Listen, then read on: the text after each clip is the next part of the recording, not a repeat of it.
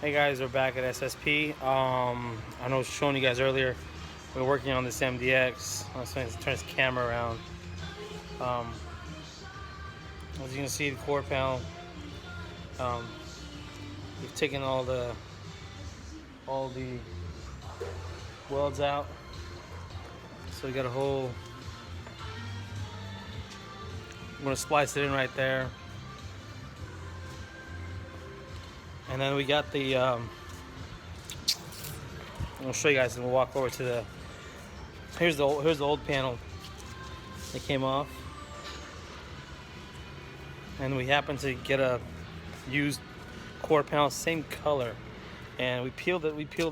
This is a good quarter panel. At some point, as you guys can see, we peeled all the spot welds out, and we're gonna basically glue a new quarter panel on. Weld, glue, same thing. Here's the new panel. Well, the new used panel. You can see it. We took it off the other car. It's actually the same color, so it's actually a good thing. And now we're cleaning all the glue. We're scraping all the glue off the insides. Don't cut yourself, Wolf.